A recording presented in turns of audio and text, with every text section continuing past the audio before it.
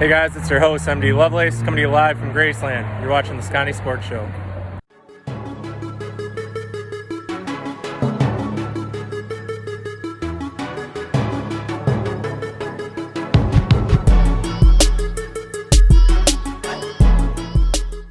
Hey everybody, welcome to a brand new episode of the Sconni Sports Show. I'm your host, MD Lovelace. Jeff Bryce. Jeff, we won. The Bears still suck. Yeah, it was nice to sit back and have some beers and actually enjoy a game, you know. It was not be walking on eggshells. I'll be honest with you. I passed out by the third quarter. Oh, really? I can't do it. If I'm watching a Packer game, I stick right through it. Even if they're getting blown out or something, I have to sit through it. I figured at this point, if they couldn't hold on to a 20, 30-point lead, didn't deserve to win anyway. So yeah, I get it. I'm old. I got a couple of years on you yet, remember, so I'm old. I'm allowed to yes.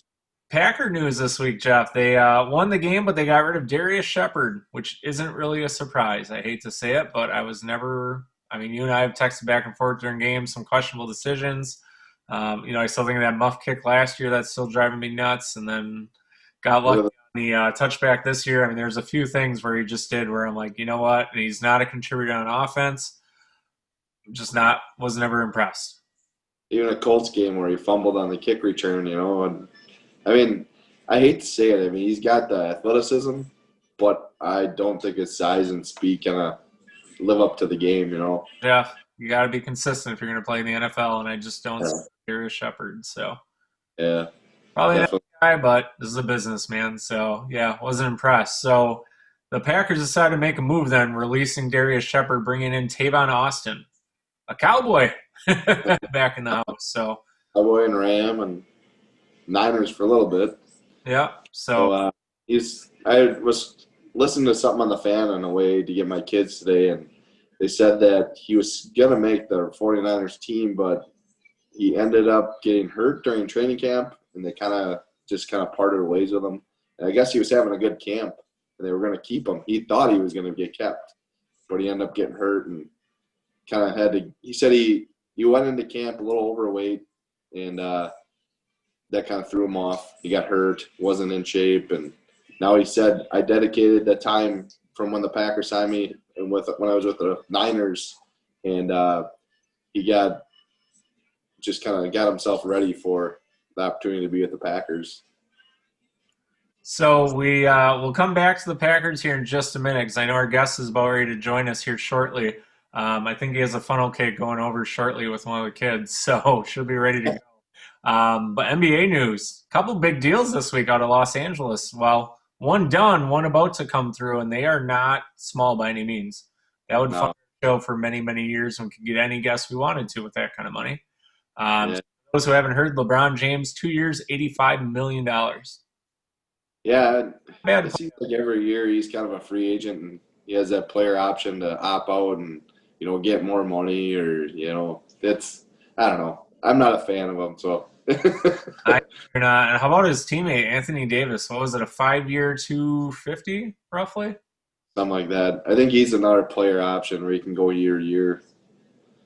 Yeah, I was doing a little bit of Uber and Lyft driving because we got an expensive birthday this weekend for the kiddos, of course, coming up. Never have children. No, I'm just kidding. But yeah, we're doing a dual party this weekend, so I need the extra cash. So if you see me doing Uber and Lyft, mention the show and I'll give you $1 back. How's that? No. But the guy was talking about it's so complicated to understand these NBA Major League Baseball deals with options and team options and managing, a match here and there. I mean, we thought NFL free agency is bad, but this stuff in the NBA is crazy. Even on Giannis to re-sign by December 21st, I believe it is? Yeah, somewhere around there, 21st, 22nd. Trying to keep track of that crap is just – Even the luxury tax thing in the NBA, I don't understand that at all. Salary cap, I'm all for. I think even the MLB, they have that luxury kind of tax thing too, where you don't have a salary cap, but if you spend over a certain amount, you got to pay money to smaller market teams to kind of get that competitive advantage. That's different. Yeah, it's weird because somebody just goes, how in the hell can they sign LeBron James for $40-some million a year. You bring in Anthony Davis for $50-some million a year, and we can't sign Giannis to a measly 45 or 42 or $50 million a year. It's insane. LA, you can do whatever you want. All right, Jeff, we're going to take a quick break. When we come back, we're going to be joined by our special guest, my neighbor. So he was never getting out of this one, Tyler Lancaster. So we'll be right back with him. Did you hear? Santa Claus is coming to town. Canterbury Tales, Green Bay's premier doggy daycare, boarding, and grooming. All under one roof. Paws down the best daycare fun in town. Join our pack at Canterbury Tales for the best holiday fun around.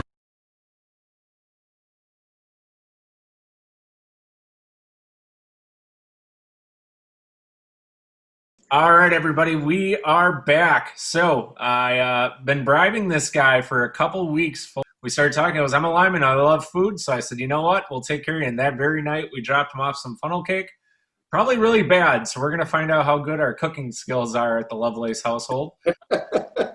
So we'll see how honest Tyler really is, because I know they were crap. So if he says they were great, I know he's lying. Or so everybody joining us right now, 6'3", 315 pounds, went undrafted out of Northwestern University. Been a staple here on our defensive line. We are joined by Tyler Lancaster. Hey, how's it going? Thanks for having me. Oh, man.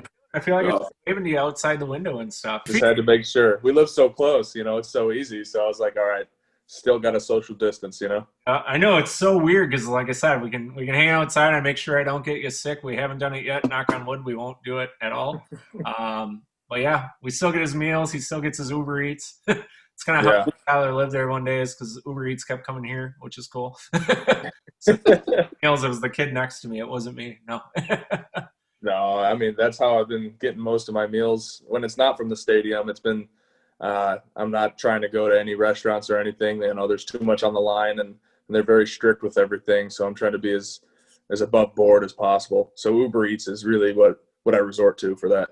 Well, you got left, right? Because your other half was in town finally. You guys finally got some time to spend together. Did she not allow you to cook for her and burn down the house, or what's the rule on that one for?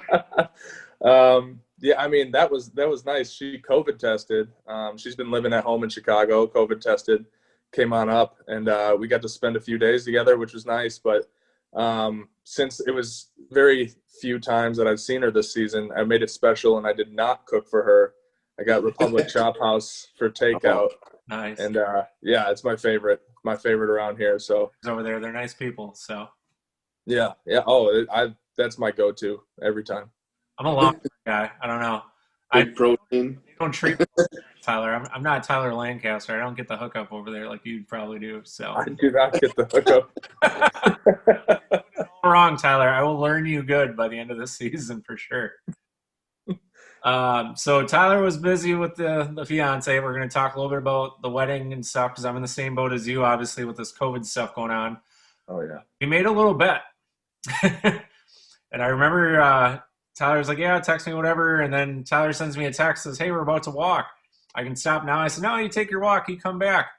Tyler was not too busy to come pick up his case of spotted. Oh, not at all. It was a great bet, and it was not one that I had proposed. So I sat back and relaxed, Well, that was the funniest part. So for all you guys that are messaging Tyler Lancaster thinking he's a jerk and doesn't reply to you, he just really doesn't answer social media very much. Like you guys heard him say, he's very in focus for the season. And you get some guys that are. You get other guys like some of your teammates, maybe King and Jair, that live on the damn thing. Oh, yeah. I think every 5 minutes they're pumping out a new video or clip to see. Even Will's getting bad over here too.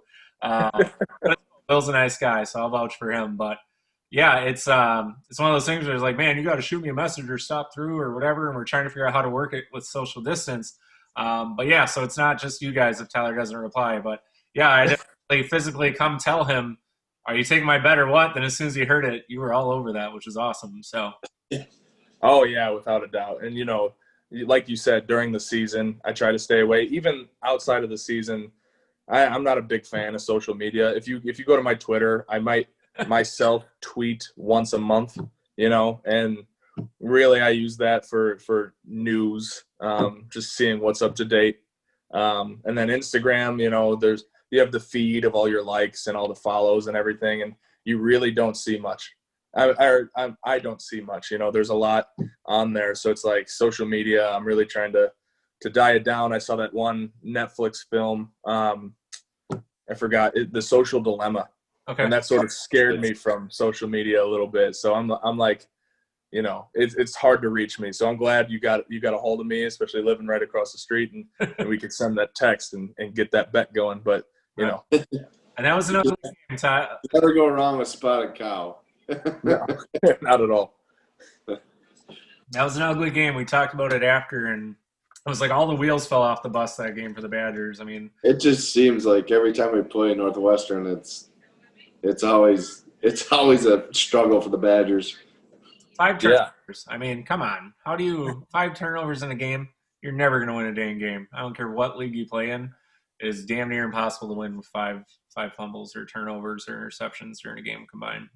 Absolutely, and I feel like as a Northwestern Wildcat alumni, we thrive in those games. I love my favorite game was Wisconsin every single year, and I tell that to everybody. And I feel like our program really preaches like this Iowa rivalry. They really circle Iowa on the schedule every year, and in the back of my mind, I'm like, yeah, you guys, Iowa, like that's big, but Wisconsin is my big.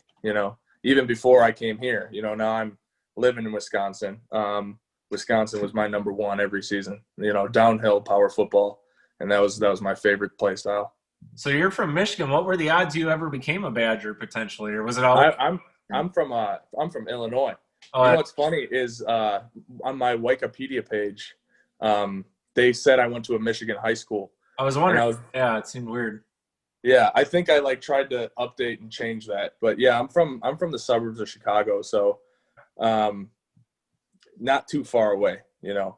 I was not well recruited out of high school, and so Northwestern was really the one that I was really going for, especially being a local kid. But Wisconsin seemed sort of mythical to me. It seemed like out of the world, out of the possibility, out of this realm. So I would have been ecstatic to go to Wisconsin. You're gaining points back. I was gonna say you're any mess on it tomorrow now that you said that, so you're good. Well, but if it was between Northwestern and Wisconsin, I've got to go with my Wildcats. Well, now you just lost. Damn it, Tyler! Every time I'm not gonna sell out for the points. You know what I'm saying? Like Northwestern all the way. It's Chicago, Big Ten, academics, an hour from my hometown. So, and even where I live now, in the off season, it's 40 minutes away. So it's like I train there. That's my whole background is that area. So you can't blame me for wanting to go with Northwestern over Wisconsin. Wisconsin's my number 2 firmly there. So it's all right. You can't blame a kid for wanting to play for your hometown. That's what I'm saying. Everyone, my hometown. I don't know. It's just something about wanting to play away. As coming back home always seemed kind of like a cool option if I ever had it. But like I always tell my son, I said, the only place you're playing is Big Ten in Wisconsin. That's not bad at all. We'll get paid. I'm cool with, man. I'm not too picky on that. So then you better hope you get drafted by the Packers. You're staying in state. There's a nice trade out with Minnesota we got over there. So you pay in-state tuition between the 2 states, which is really nice. So that part's kind of, really? I'm still really pissed at Illinois, Tyler. I have a $400 thing out there yet with them because of not paying a toll. Because when you look at your license plate, they don't recognize 0 and the letter O is the same. So if you go to type in like on my car, there's O's in it, but they recognize a 0. So if you type in the O's on your license plate, can't find your plate. That's ridiculous. I've never heard of that. That's wild. I appealed it, and they go, well, that's not how it works in Illinois. I'm like, well, you understand I tried to pay you 4 times. Here it is. Okay, you can file an appeal. So I had like the DA, the state district attorney, and a bunch of other stuff all chime in along with a couple of attorneys up here and some state law enforcement officers. Mm-hmm. Send down a whole kit of like 10 letters. I get, no, you've been denied. You owe us like $300 after tickets and fines. No. You have every right to be mad at Illinois. Oh, my goodness. I mean, no wonder why you guys can't pay your lottery winners. Everyone says, screw you guys after pulling crap like that. Yeah. Might become a full-time resident up here pretty soon until you ever run into that mess. Holy cow. Oh, I know. And I'm really close. I'm near the border. Between Wisconsin and Illinois, this is sort of my area. Nice. Well, were you a Packer fan or a Bear fan growing up? Funny enough, I was neither. I didn't have a favorite. Like, the only team that I really liked was the Chicago Blackhawks. Okay. Oh, yeah. Yeah. And even when it came to the Cubs and the White Sox, like, I could never, like, my neighborhood grew up White Sox fans. I was extremely happy when the Cubs won while I was in college. That was right I love the Cubs. down the street from me. Oh, yeah. So I never had allegiances with any specific team besides for the Blackhawks, so that's, everybody asks me that, and that's always my answer. And it's sort of like a good answer because everyone's always like, you must have been a Bears fan growing up, and then gives me a snarky look, and I'm like, no, like, I was just a normal kid. Like, growing up, the Bears teams were awful for your age. That didn't help. Exactly. Yeah. That didn't help their case. Yeah. There's a certain ex-girlfriend of one of your teammates that was pretty well known for living on the border, and she was a huge Bears fan. So I'm not too sad to see her disappear. Annika? Fighter, if she wanted to challenge her for a fight, we would put it on air and pump it out for her, but so far she hasn't taken the bait. Oh, man. Well, that would have been kind of fun. Have to. Love to see the teams chiming in on that one to enforce it. But so how many Blackhawks games do you ever get a chance to get to, Tyler? Are you pretty avid yet, or did that kind of die out? One.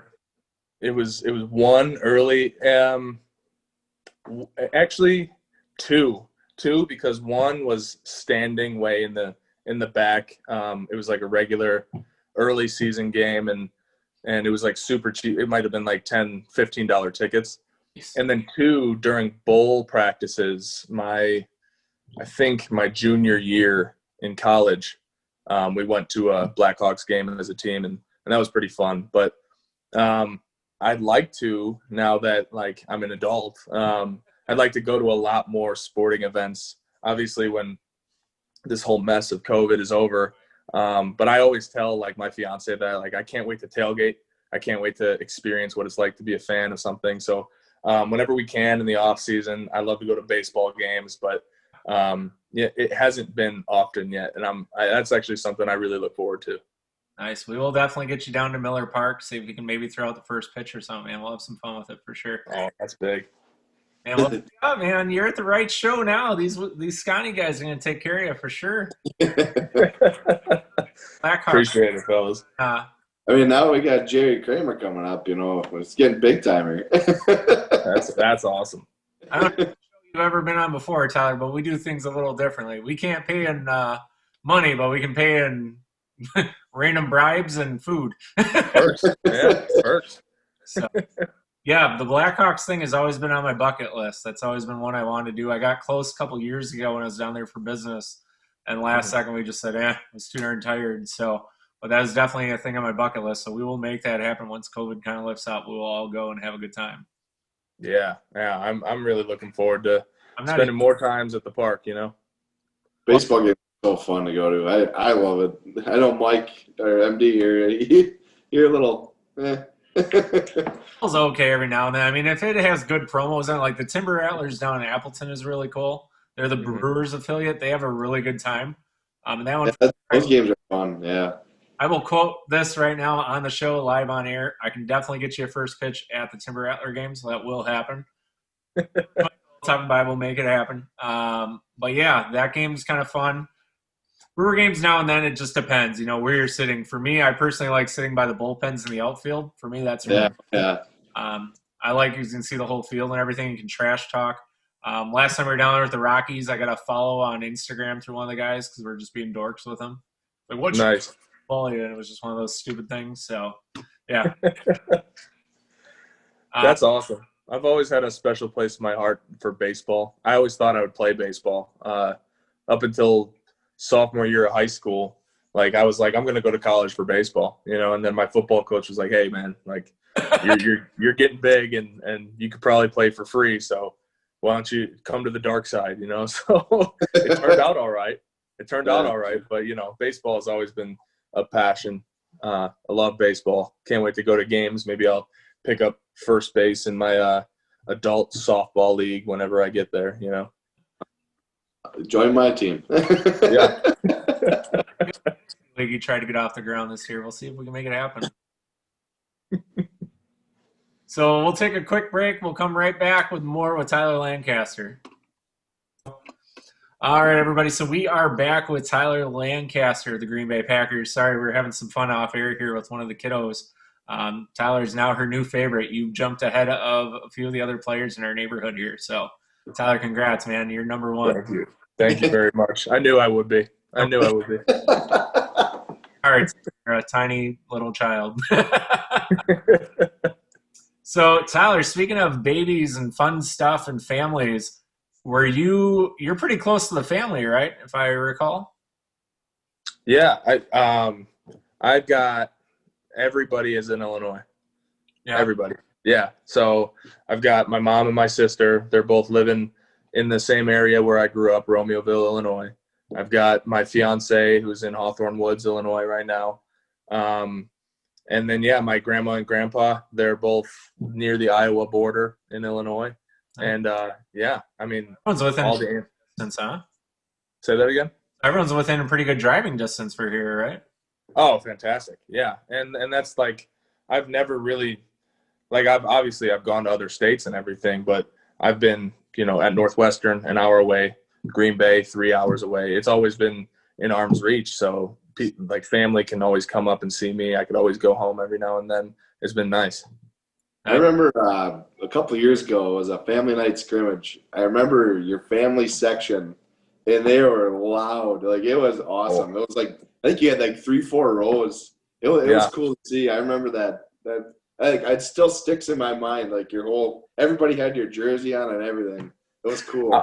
I'm not surprised at all. They, my mom, she definitely talks her way into a lot of good situations. I think she talked sounds like yeah, she was talking to the people at Home 2 Suites, and she booked like their entire, like the whole building, and like all the neighbors and friends and family came up, and they were there like it was the Super Bowl, you know. So I'm glad it was cool to see. I mean, I was amazed. I'm like, holy crap! Like, I honest to God, I didn't know you were at the minute. Like, yeah. And I'm like, okay, all right, that's cool. Like, that's awesome. Yeah, they call it the party bus, you know, whenever they travel in packs like that. Last time, there was 2 times where once against Purdue, once against Wisconsin, they rent this small bus and get everybody going to the game. And yeah, they were at the Wisconsin game where everybody was throwing snowballs in 2015 onto the field. Nice. Yeah, and they were there. The fan bus, the party bus, they come in packs. Yeah, I'm glad you saw them because that was awesome, man. It's cool to see you repping hometown kid. You know, it's awesome. Nice. I'd be proud of that. So we were right before the Colts game, Tyler, about finally getting some fans in the stands. And I know I sent you that text that night about family finally getting allowed at Lambeau. Did you have was family able to finally come up and support you a little bit more? Was it a little more normal for you this week? Well, Lambeau, they had rules where it was going to be like people who worked in the building, but nobody who had contact with us. Mm-hmm. So if there's any sort of spread like within the stands, then that would be held away from us. So family was not allowed at the game this past weekend. But that being said, it was nice to have those fans in the crowd. You know, obviously a lot smaller. I think maybe it was 500 people. Yeah, for that. So it was weird. Yeah, but it was really cool to see them in the stands. Definitely gets you really excited about what could be, you know, once we're all back to normal. But it's just nice playing for – it's hard when you get an interception and, like, nobody is – like, you don't hear anything. So you're like, did we actually do something good, you know? So yeah, it's strange, but it was really nice to see some fans at the game this past weekend. Or you looking around for a flag or something? Yeah, like oh, something must be wrong. I don't know. Then you go celebrate, and it's like this is what we're playing now. It's like practice. So It reminds me of the old. Well, speaking of this guy, he's got a nice old school commercial out there. His name's Jerry Kramer. He just happens to be joining us here in a couple of weeks. I don't know if you've had the chance to meet Jerry yet, Tyler. He is definitely a hoot. One of the Packer all-time great guards, and he had that beer guy at Lambeau Field and all that other stuff. He's part of that Johnsonville series, and that was pretty cool. So, yeah, when you think of the empty stadium and the one random guy yelling, that kind of reminds me of that scenario. Where guy, can you at least airify me? Like, what the heck? Or somebody up in the booth? And weird. So how interesting was it this year, Tyler, being that you're only a couple years into the league, obviously, and you've been with Green Bay the whole time? The experience of a family night. We're the only team in the world that can sell 70,000 tickets to a practice. And you talk about filling up your seats, pretty hard with your family. Mm-hmm. How weird is that to have that experience your first couple years, and all of a sudden it's gone? You look at what the Packers do for you guys on family nights. Your whole family comes down the field, or at least your parents. You guys have the post-game fireworks on the field, friends and family, that whole ordeal. Is it weird to see these new guys coming in that have never had that full, true experience? I mean, do they talk about stuff like that with you guys? Kind of being like, man, what's this really going to be like? Your Christian Kirksey's and guys like that are new to the team this year. How weird is that for you guys yet to kind of comprehend that? Yeah, I mean, that's definitely an interesting one. And I know especially for like the rookies, I try to tell them as much about what is different this year than what a normal like rookie season would be, because we didn't get that chance. Like in camp was completely different. No fans, no bike, no bikes. Yeah, that was a heartbreaker for me. I loved choosing probably the smallest bike I could find and trying to roll with it down all the fans. But it used to be a bigger hill, Tyler. You guys are lucky, because my day when we were doing it, whew, that was a hill. Yeah. Damn. But yeah, I mean, they know that this year is extremely weird, and the biggest part is like this is historic Lambeau, and it's not with its historic fans, and that's like I would call it a bummer, but it's also an opportunity, like we have to bring our own juice, and that's something that we preach all the time is like we know there's not going to be fans there, and it's going to be different. And yeah, that sucks, but we got to control what we can control. And if we bring that juice, then we can really get each other going. But yeah, I mean, guys like Z and Preston, like they've been here for a year of experiencing the amazing historic, the Lambeau Field, and then new guys like Kirksey. Like it's completely different this year. I'm really excited for those guys who came in this year, have yet to experience Lambeau at its peak. Finally experience it. Does. Yeah. Up for game day for you, Tyler, to not have all the crazy tailgaters and the party houses going. I mean, the party houses are still going though, I've seen. But to not have the full parking lot, I mean, it's weird where you can drive around Green Bay on a game day and not be waiting for an hour. Yeah, it makes no sense at all. I'll drive up to the stadium and like there's actually a game today, and it's like empty parking lots, no traffic. It's mind blowing, and I was even surprised coming from like an area like Chicago, my rookie year, my second year, that it only took like 15-20 minutes for me to get to the stadium from my apartment. And I know like even then there was a lot of traffic, but I was able to just pull right in, get to the parking lot and get in the building. And it's even more wild now. Like now it's a ghost town. And obviously, yes, people are partying and everything, but like you don't have the lines of cars stopping you. There was a game my first year when I was sitting in a line of cars and I was still early, but I was panicking. I was like, am I going to get to the stadium on time? I was kind of worried. You guys got now it's Chicago traffic. Oh yeah. And that's why I mentioned that. Like it's nowhere. Like I was extremely happy to come here after experiencing that for 21 years of my life, so yeah. So what's been your favorite moment so far as a Packer? You're both on the field and off the field as well. Like, what's your most besides meeting me, of course, and the kids? What's Wow, that's a really good question. I'd say so. I have a lot. I think about this a lot. I have a lot more like better feelings in terms of games, like winning the North last year when we played Minnesota. That was fantastic. Great wins where it comes down to the wire. But my favorite my memory from playing with the Packers was actually during a loss. And it's not like my favorite, like that was the best time. It was because I had recently been moved up my rookie year. I've been called a long shot from a lot of people.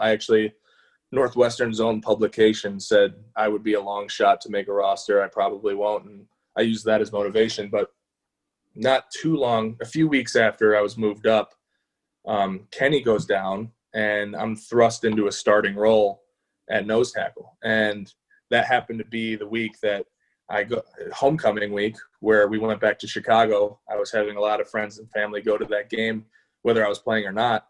And I rack up, people say like 10 tackles. I feel like it was 7, 8, 9, 10. I don't know, a lot of tackles. And I just had like a monster game.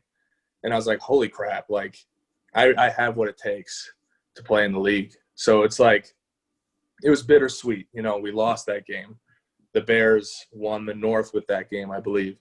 But that game really showed me like, hey, like you've got what it takes. Now keep this thing going. You're not just a long shot anymore. And so that was, I mean, you could tell like that was like a big turning point for me.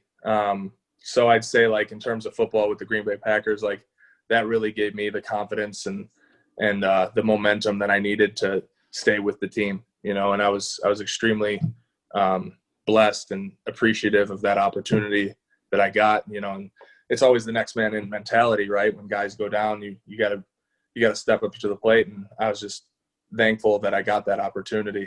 Yeah. And then off the field, man, there's unlimited, like I love going to Republic Chop House with friends and family. Again, that's my go-to. These guys. Yeah. But I had friends up.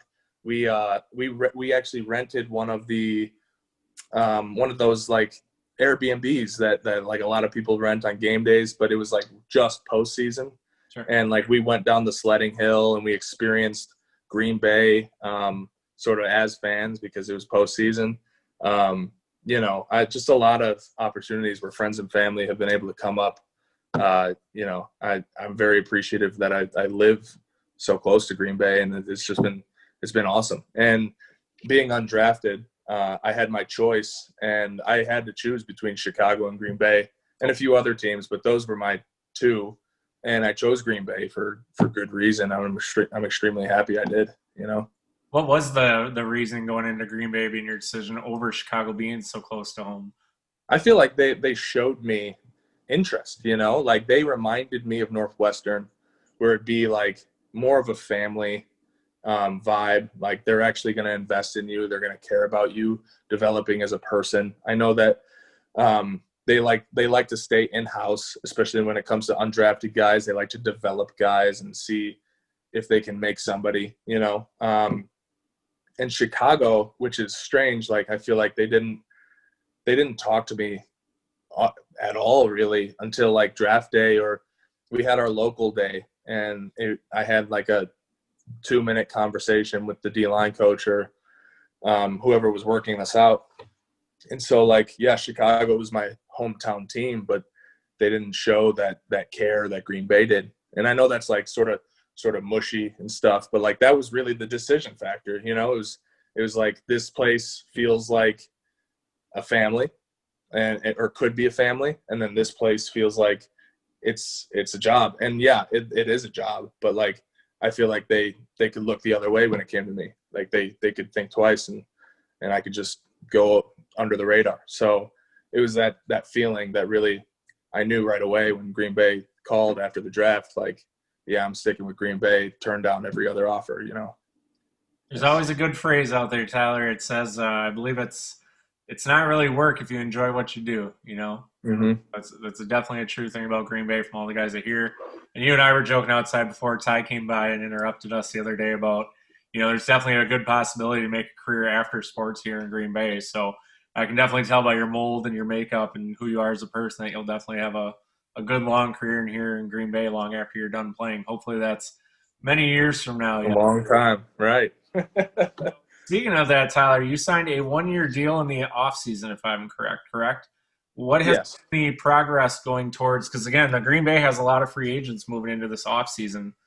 A lot of guys. I mean, half the running backs and everybody in between. Yeah. Has there been any talks kind of on extending you out, or are you able to tell us any kind of status update right now? Well, if I could tell you, I would, but I have no idea. So as of right now, my agent fields anything, and if it's like something that I need to know, he'll approach me with it. I talk to him every now and then, but I'm sort of just head down, focus on the season, and keep moving. So so nothing right now, but that doesn't mean that I couldn't get something tomorrow. So I really have no interest in thinking about it. I feel like it's a distraction, and then when it comes, it comes. Nice. But you're at heart of hearts, it sounds like you want to be a Green Bay Packer for a long time to come, right? Yeah, absolutely. And ideally, I'd spend my whole career here. Nice. It seems like that's a lot of the vibe. You mentioned Za'Darius and a couple other guys. There was a quote I saw in one of the newspapers the other day. It says, "I'm here and I'm here for life." I think that says a lot about our community here in Green Bay. I mean, you have your situations like the Brett Favres and whatnot. Then obviously now, who knows what's going to happen with A-Rod at the end of the year. But it's nice to see guys with that mentality coming in of they kind of fall in love with the place. Your only concern is football. You don't have the nightlife and the parties. And the other day, there's no club scene really here in Green Bay to attract guys. It's a good place to come for guys that have struggled. And now you have a new teammate coming in, Tavon Austin. What's it been like to have him in so far? I mean, have you guys had a chance to kind of see him in action? I know that was a new acquisition, but have you guys had a chance to kind of see him versus like a Darius back there yet? I saw the first time I saw him was today. Okay. And then the first time I saw him in action was in practice today, and he impressed me with what I saw. And I'm not on the offensive side of the ball, but when we came together as a team, you could see he was flying around. So personally, I'm extremely excited that he's on our team. I've yet to meet him face to face.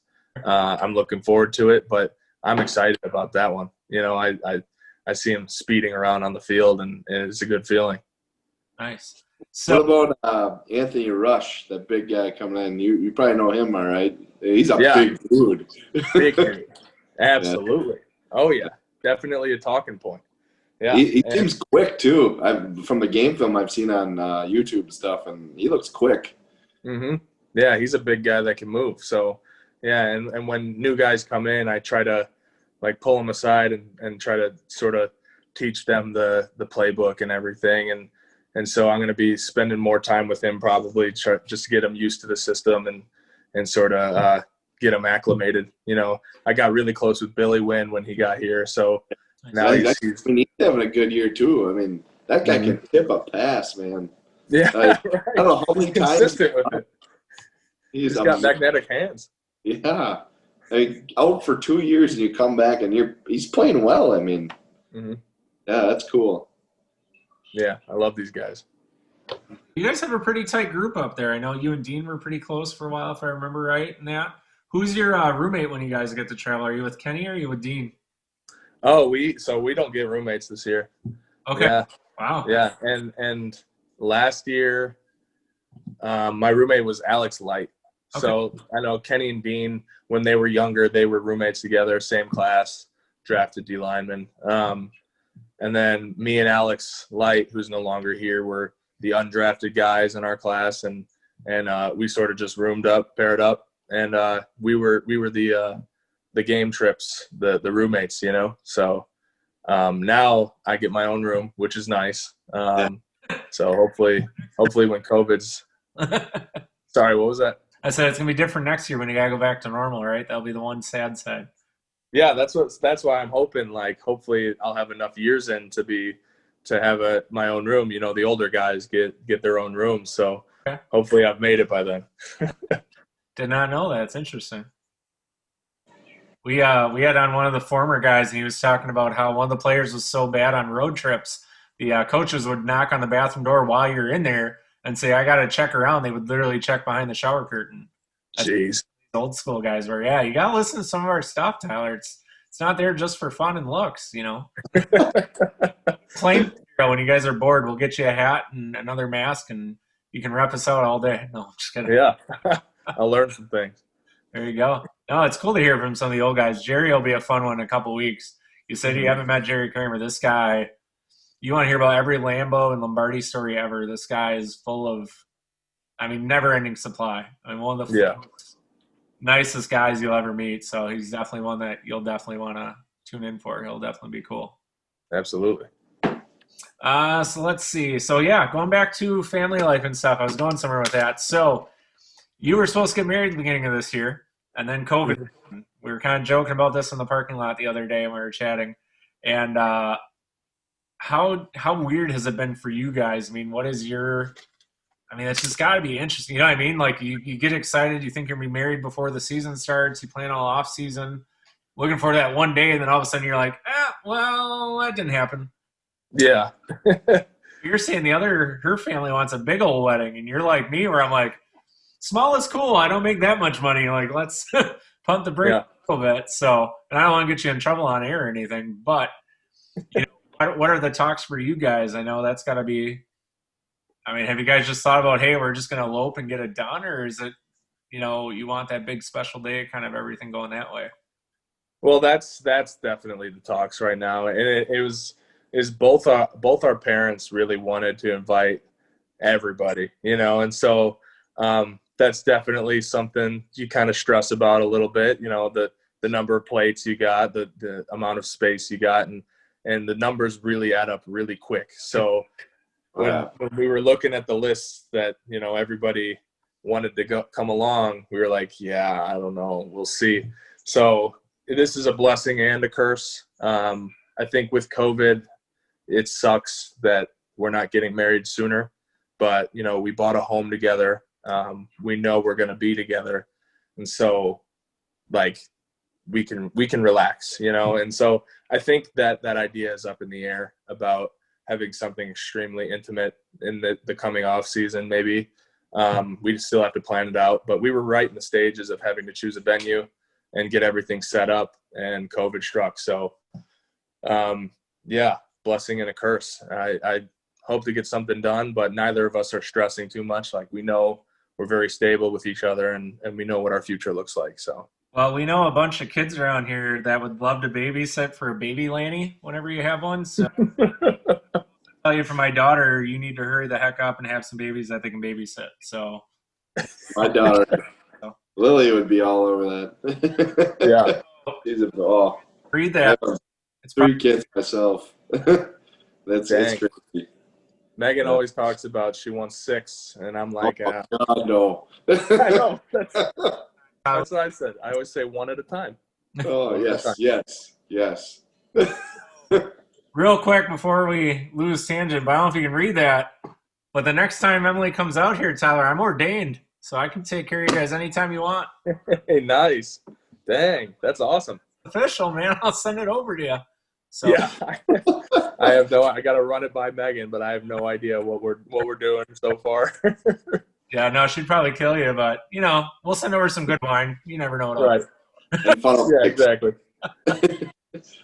Yeah, Megan's going to kill me because I accidentally said Emily. I'm sorry. Long day. Been in school. You helped me out, so I got to tell everybody, give you a quick shout out. So Tyler was nice enough to hook up the kids with some birthday messages, which is really, really cool. The unfortunate part is half of my family is really slow to react on things. So I've lost half the file after working on it 6 hours. So officially, for a 13-year-old girl's birthday surprise video that she'll already have seen by now when this airs, I probably have a good 10 hours in it. She's going to do after about 2 minutes, she's going to go, okay, Dad, anyway, can I go play with my friends? So right. typical teenage girl. So don't be in a rush, Tyler. They grow up so fast. Oh, yeah. Yeah. No, we want to travel. I mean, ideally, you never know what's going to happen, but ideally we want to live our young adult lives as a couple and then settle down and see what happens.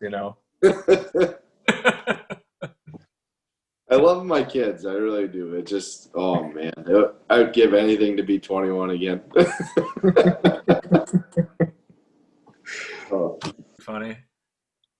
Let's see. So, Tyler, what is the weirdest thing that's happened to you as a player so far? Wow. That approach you with funnel kicks. The weirdest. I wonder.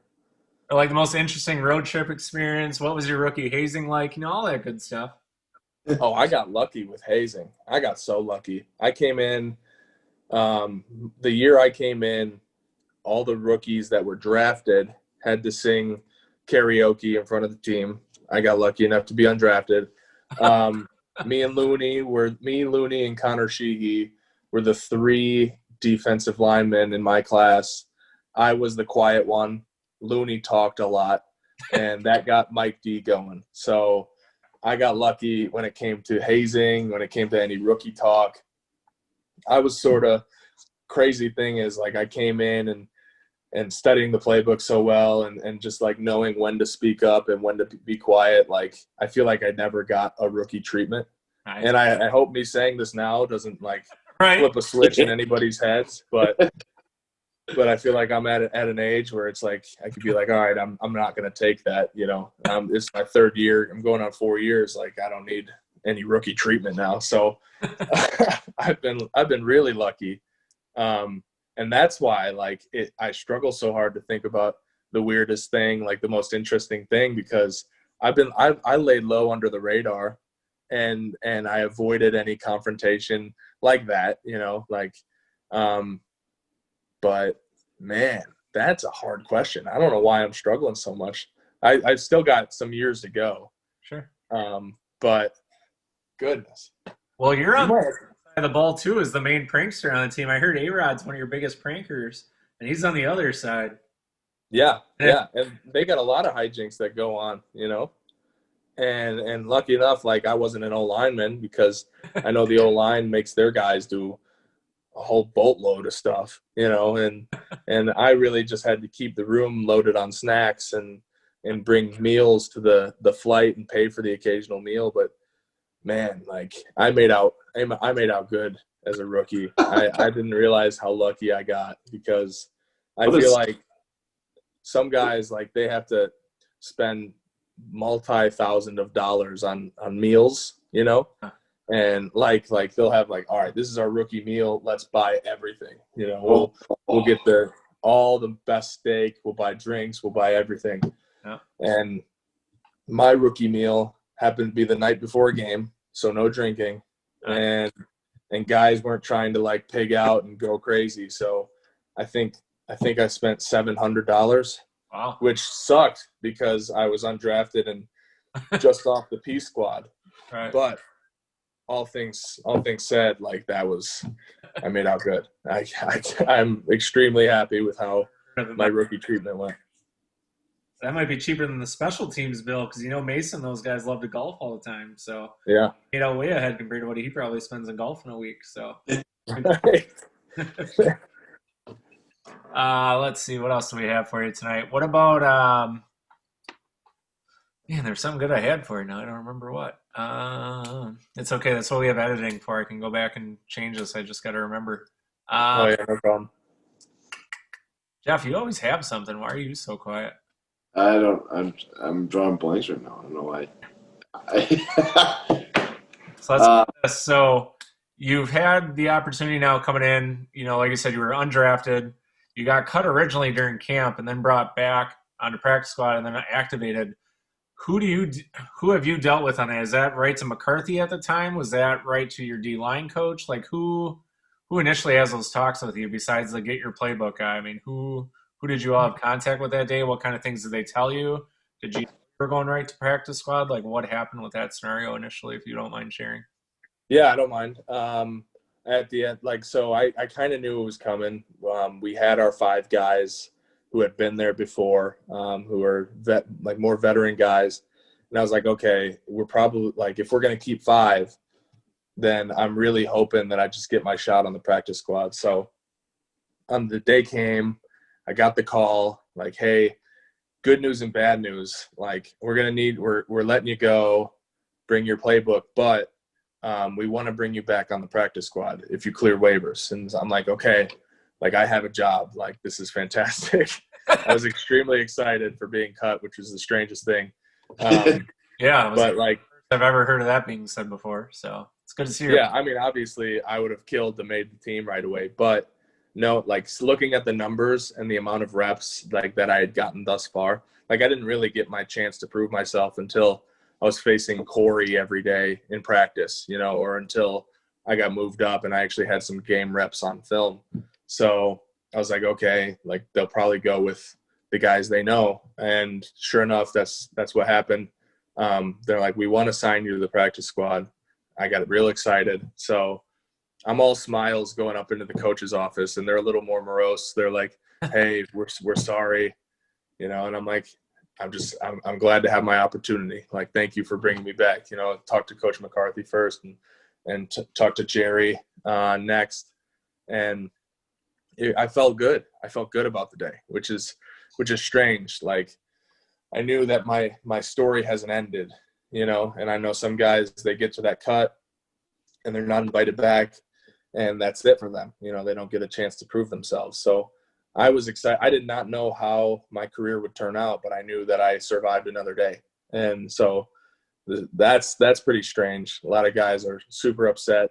I was extremely happy that they said, like, hey, we're bringing you back, Nice. What about Montgomery, Jerry Montgomery, your D-line coach? I mean, that guy seems like he's going to be a head coach someday. He just seems so, like, into it, knows his crap. Like, I don't know. He impresses me. Yeah, I love Jerry. He's a teacher first and foremost, and then a D-line coach right after. He tries to get us – he puts in a ridiculous amount of hours so that he knows his stuff and so that he's ready for us. And then he tries to give us the most important things that he thinks we can retain for the games. So he's got to cut down all the knowledge that he knows into like the nuggets, he calls them, into the ones that will show up on film and in the game and what you need to know. So he gives us all that he needs. And then he's always looking past it. He thinks like a defensive coordinator, I feel. And obviously I haven't talked to him personally, but I feel like he's on his way up. I was very grateful for him. He gave me the tools I needed to start to succeed and improve my game, and I can attribute a lot of that to him. So I think he's a great coach, and I'm extremely blessed to have had him. I was sad when he left. He went back. I think he went to Texas A&M, and then he came back to Green Bay. I'm like, oh, thank God. It's kind of like Luke Getzey thing, Yeah.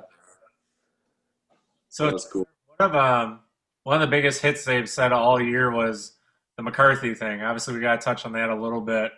As a former player of his, seeing what's happened to him, obviously in Dallas, obviously devastated by injuries, but lots of ridicule and different things, being a motivator and this and that. It seems like when Matt came in, or Coach LaFleur, sorry, I don't know if you're allowed to call him Matt, if you have to call him Coach, or how that works.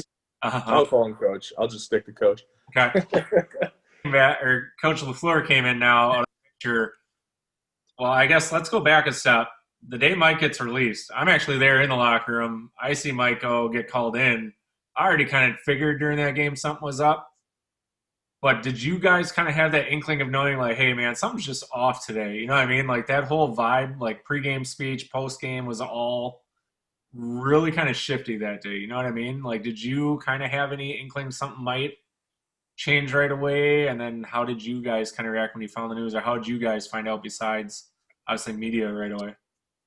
Yeah, I mean, so first and foremost, with my rookie year, I was extremely, like, narrow viewed. I was really head down work guy, and like I didn't know how the league worked or like the feelings in the locker room. I had barely known Mike McCarthy for only a few months leading up into that, so for me personally, I didn't see much as being different. And I always tell that to people because some people ask about his tenure and everything. And I'm like, well, I was there right at the end, and so I couldn't see the difference between, say, Coach McCarthy a couple of years earlier, and so that's like a tough question for me. But I think I found out by the media, and I think a lot of guys found out about the media. I think they had. It was about 45 minutes to an hour after the game that everything happened. It was quick. 30 yeah. So I mean, I found out, like, I think my fiance texted me actually. she said something, and I was like, holy crap, I did not know that, and it was very surprising. So, but being an older guy, I feel like I would have definitely had an inkling or known something was up. But as a young guy, I'm sort of like the kid who doesn't know what's going on. Like I was sort of just there for the ride, which is a blessing, I'd say. Like I didn't have to get all worried over stuff that I didn't need to get worried about, Sure. Was there any fear, like with Joe taking over? I mean, was there a big shift there already? Because Joe was already part of the organization. I mean, being on the opposite side of the ball too. I mean, did you know Joe at all before he kind of took over for that short term? Was it kind of a overnight thing where you're like, all right, I guess that's our guy? I mean, what was your experience like to go in literally a 3-month period? You went from a head coach to an interim coach to a new head coach that nobody even really knew of here in Green Bay yet. Right. Yeah. And I had known Joe a little bit, me being on practice squad, I worked a lot with the offensive guys. And when he took over, I think he made it as least awkward as it could possibly be. Like he came into the team meetings and he was very straight to the point, and like he was funny, he said some funny things and got guys, trusting in the way he speaks to the team. So I was pleasantly surprised with that sort of dynamic shift. Him being able to come in there and still lead a room of guys after like negativity is surrounding the locker room at the time, losing games, firing head coach. He came in and like didn't miss a beat. He changed the dress code when it came to away games. We were no longer allowed to wear like polo and jeans. We had to wear like a suit and everything. So I had to go to Men's Warehouse. Other than that, it was a smooth transition, I feel. But yeah, it was kind of a wild ride. 3 head coaches in 3 months. So, but when Coach LaFleur came in, he was down to business, and he knew what he needed to make the locker room. And I feel like with a lot of the things that he's done with the team meetings and the locker room, like it was a way that made this team a lot closer, and that I could tell the difference. Just the way we operated. We do a lot of competitions and team meetings. Still, every week we'll compete in team meetings, guy on offense, guy on defense, guy on special teams. We'll do something ridiculous, trivia, freestyle rap contest, like just shootouts with the basketball, just ridiculous things, but things that really bring us together. And that's just one small part of it, but you could definitely feel like a positive shift when it came to that team building. Is LaFleur and Rodgers as close to what they kind of seem? Like it seems like I think so. And I feel like with the amount that I see them is the same amount that maybe the media sees them as well. Like, especially with COVID, we try to be as secluded as possible. Team meetings will all be together in the crick, that big indoor. And, but everything else, the D-line will break out into our new D-line room because the normal one's too small to have all of us in there. We're sort of in like the back of the players' lounge, make sure we're social distance and everything. So this year we sort of had to separate, but from what I've seen, yeah, they seem like pals, and like they're like the same age. I don't know their exact ages, but they're damn near close, Yeah, it's good to hear. I mean, I want them here for a long time yet, so. What is so being on the defensive side of the ball, obviously you've probably gotten this question a lot, the dynamic between Aaron and Jordan, and we even talked about Dillon the other day. We haven't had a chance to see any of these guys yet. AJ's had flashes here or there, but we haven't really seen anything of Jordan Love. We haven't seen much of anything from AJ Dillon. Here we are spending 2 top-round draft picks on him. what do you see on the defensive side? Because again, like you said, you're viewing the offense a lot. What are some things and flashes you see with those two young men that we've yet to see as fans? Yeah, and with AJ, I'll start with first. Like there's been a couple clips that I know have been out there. Like he's had a couple reps in games, but like in practice, he is a heavy runner and heavy. Like I was in a goal line rep and I was engaged with an O-lineman and he like ran right through me, and I was like, oh shit, I really got to get low on this guy. Part of my language. Oh, you're good. You're good. If AJ Dillon ran through them, Tyler, you would not be the only one saying, oh shit. So yeah. Now, if I was not engaged with an O-lineman, that wouldn't be the story. I'm 315. He's not, but I'll give it to him. No, he's a strong runner with a lot of explosiveness. And Jordan, he's got flashes, and I'm not there for a lot of it. QBs are in there for their thing, but when he shows the scout cards, he can move around and he can sling the ball. So again, like it's not game reps, so I'm not sure exactly, because like with me when I was on P Squad, I performed a ton better in games than I did out in the practices, and that's just kind of how I operated. And so is that the same guy you're going to get on game day? Like who's to say? But I feel like he's got the attributes. I feel like from what I've seen in practice, like he's a damn good player. I'm just interested to seeing. Now I love Aaron. I want Aaron to stay forever. So Aaron's my guy. But like in fourth quarters when the score is very lopsided, or in a hypothetical preseason game next year, I'm excited to see what he can do in games. It's nice to know, like, late in the game when the game's on the line and Rodgers has that ball, the last opportunity, hey, it's going in the end zone. Like, it's a given usually. Yeah, I'm so happy to be on a team that has Aaron Rodgers as quarterback, and everybody thinks that, but I just want to say it myself. I'll put it out there. Like, you can't do better than him. He's so clutch, and I love him as a man, and I love him as a teammate. So he's a great dude. Well, he hasn't pranked you yet, so you're doing good, right? What's up? What was that? He hasn't pranked you as a friend yet. No. That's good. Yeah. I gotta sort of stay out of the crosshairs when it comes to those pranks. What has been the best prank this year? I mean, obviously it's tougher with COVID, but what are some of the good pranks that Aaron's pulled on guys this year? Oh goodness, man, that's so hard because those pranks happen in the offensive rooms. Oh, okay. And I'm not there for them, which sucks. And defensive prankster, then who's the guy on defense that usually kind of messes with everybody? COVID has really ruined things this year. Okay. I mean, it's got to be the outside linebackers. Like they, Z and P, they go for it.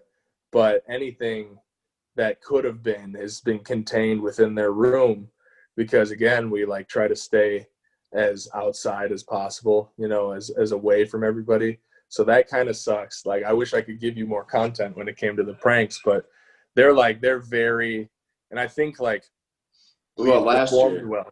Right. Yeah, I mean, they got RG, and especially with like the rookie dinner, like, and I think they posted on their Instagram story before. They made him buy just ungodly amounts of money worth of like bottles and food, but I think like Z got like a $10,000 or $15,000 bottle of like something. I don't know what it was. Jeez. And I was like, "Are you kidding me?" And I was like, "RG." Like, I know Rashawn was a first round draft pick, but he's flat though, so I can see that happening. That might be part RG on that one. Yeah, yeah. But he's he was mad about it at the time. I was like, "Shut up, man!" Like you know what my signing bonus was? Like, you can chill out. Yeah. This episode, and he's pissed because you only spent $700, so he's gonna come back to you and be like, "Remember when you told me to shut up?" Like, bro, you need to go to. Pump your brakes a little bit. Yeah, well, I tell them the ratio. Look at the ratio. Look at the math. But yeah, the guys made up for it last year. I know I see Oren and Ty live over here obviously all the time. They're always riding those scooters. Did you sell yours right away? I never see on it. No, I got mine.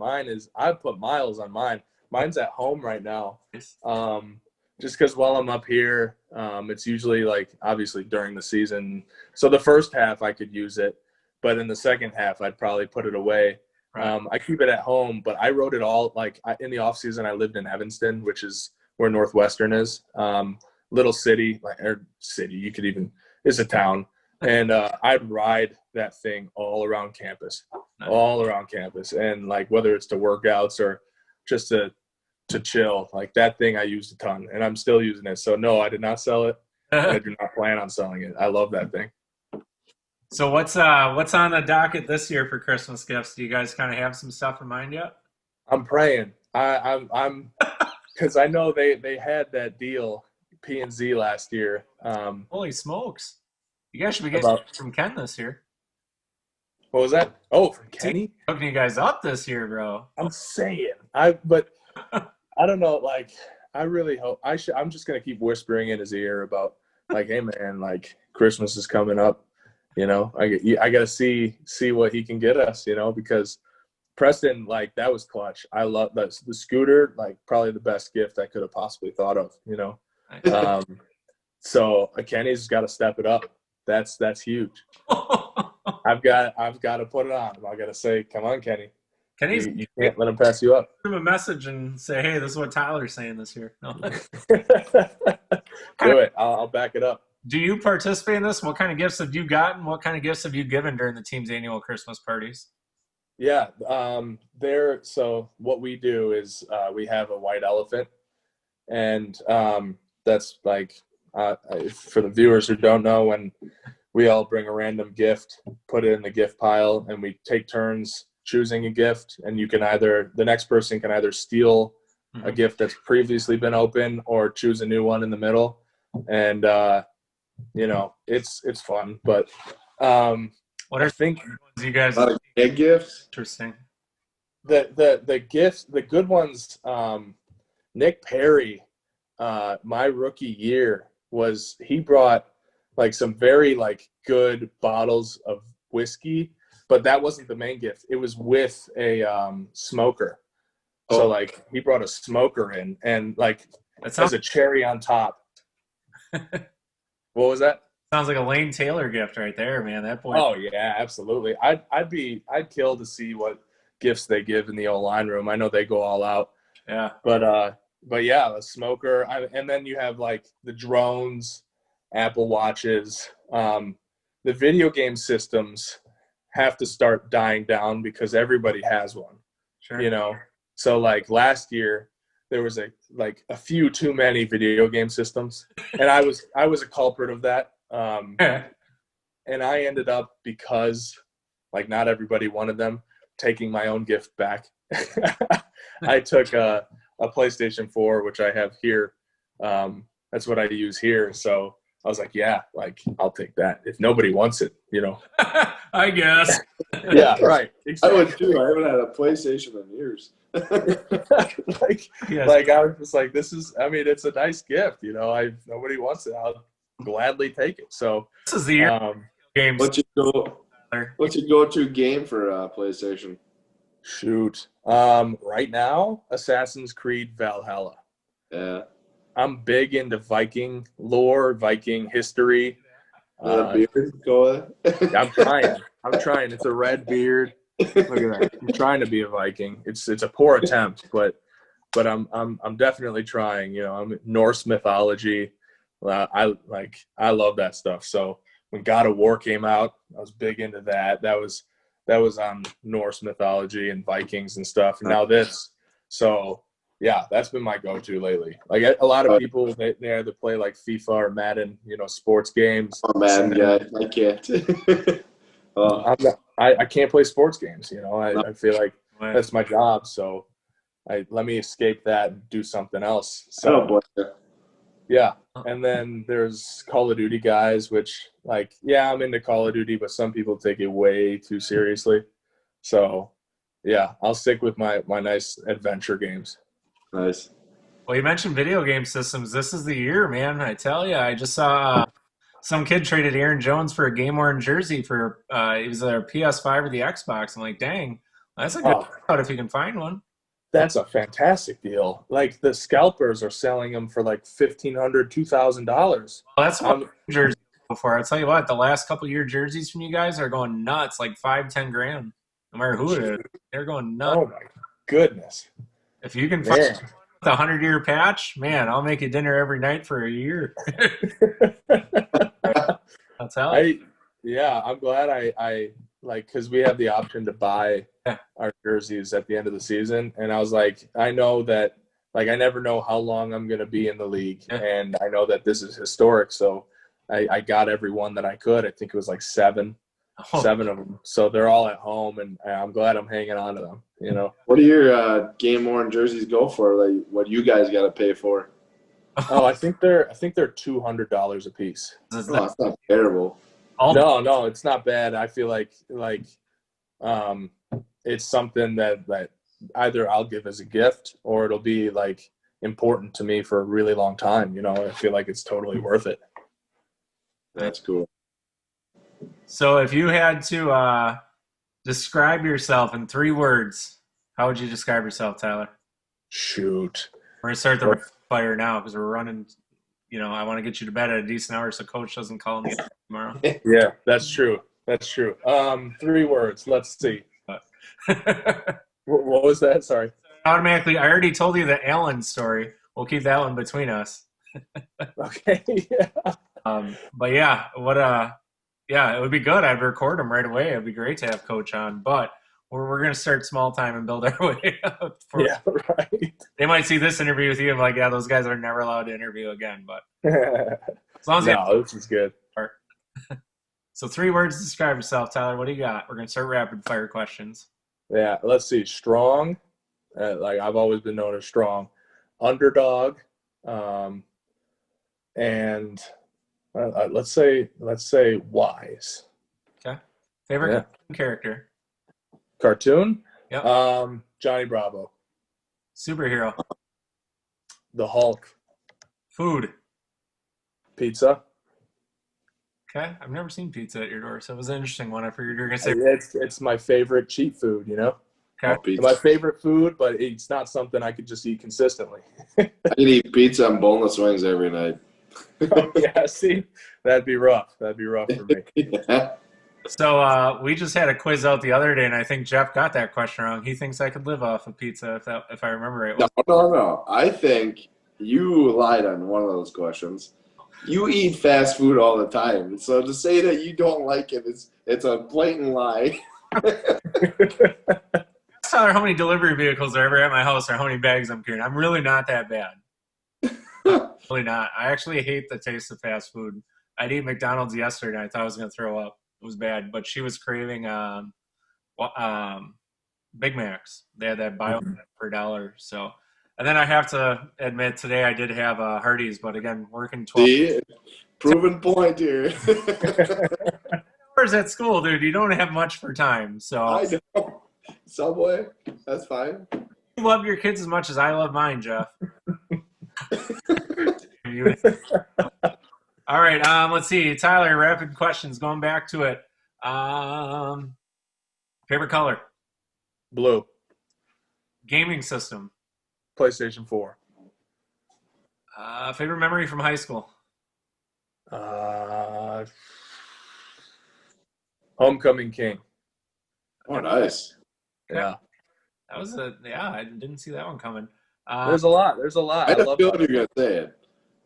There's a lot of really good memories from high school, you know, so I had to cycle through and choose one, but there could be like 20. Okay. Guilty pleasure? Well, it's got to be a movie. What movie would it be? Like a show? Oh, you know what? Watching The Bachelor or The Bachelorette with my fiance. And when we do, especially in the off season, we would have sparkling wine. So it was like we were having a wine night, but not really. It was just grape juice. So, so guilty pleasure. This has made it really awkward the next time I see you, man. I don't know how I'm gonna. Hey, I didn't choose. Yeah, I didn't choose it, but she got me into the groove. So we looked forward to our juice and bachelorette every, I don't know, Thursday night or whatever it was. Ours was Survivor and Big Brother. We like the reality shows for some reason, but I can never do Bachelor, Bachelorette. So. Oh yeah, Megan's into relationship reality shows, and I can't stand them.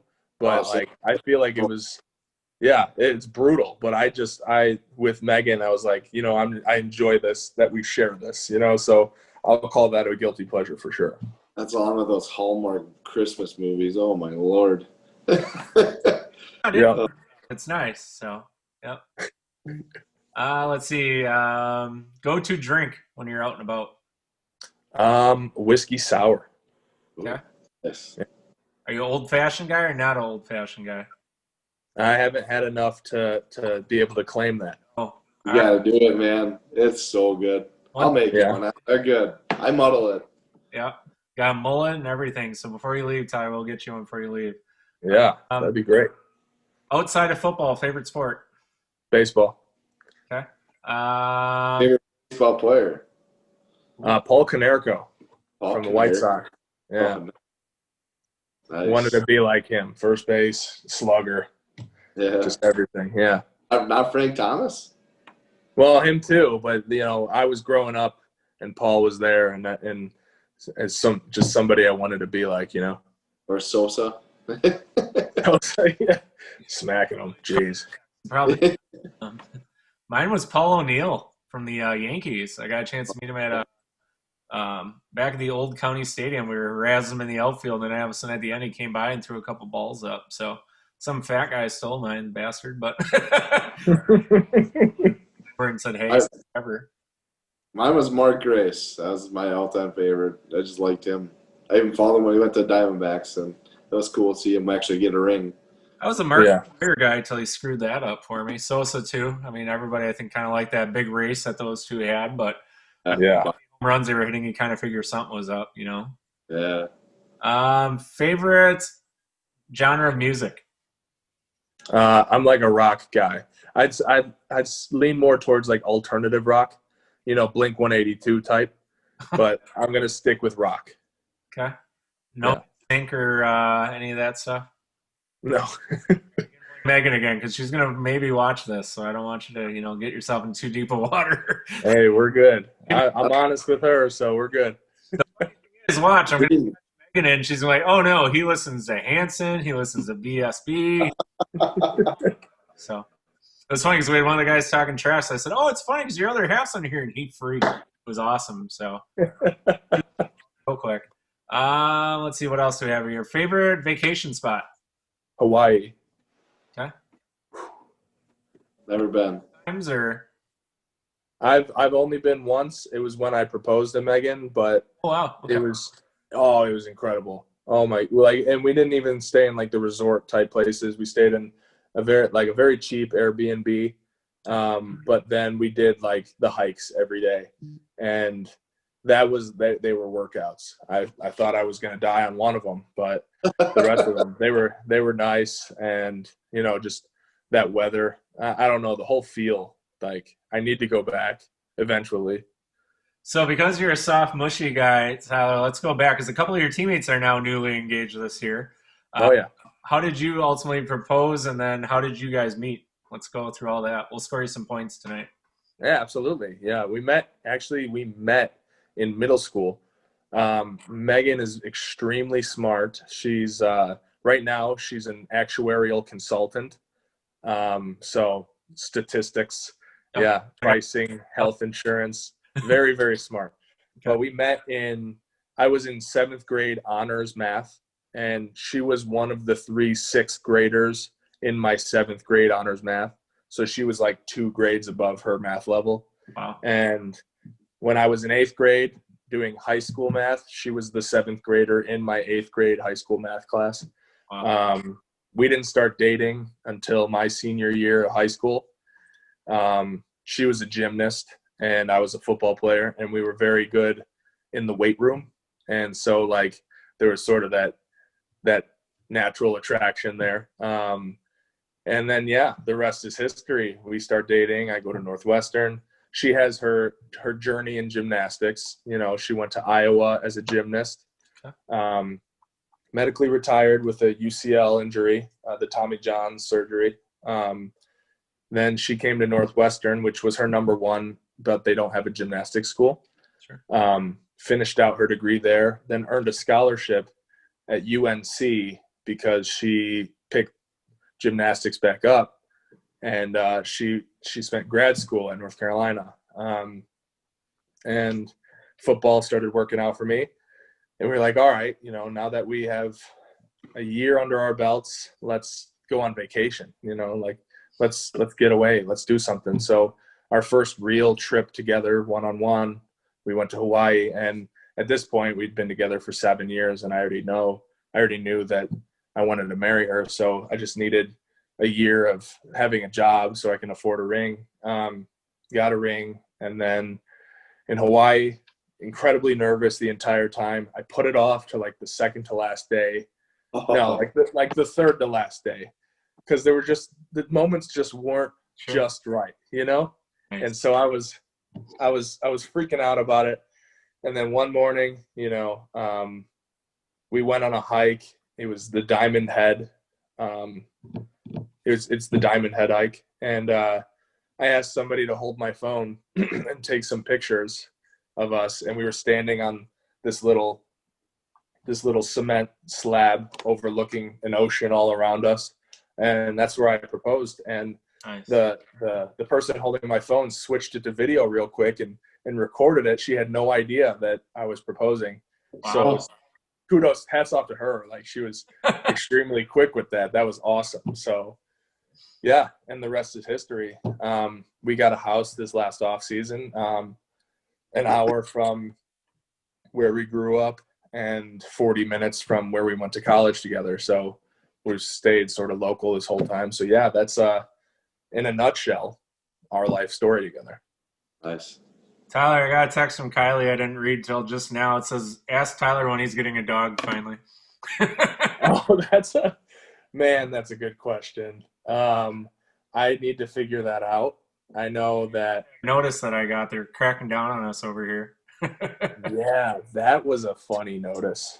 They said they're going to start DNA testing. Dude, that is right? crazy. Like, settle down. What? Yeah. The world. Yeah, they're going to start dog testing our dog crap out here because everyone lets their dog crap out on our sidewalks outside. Are you kidding me?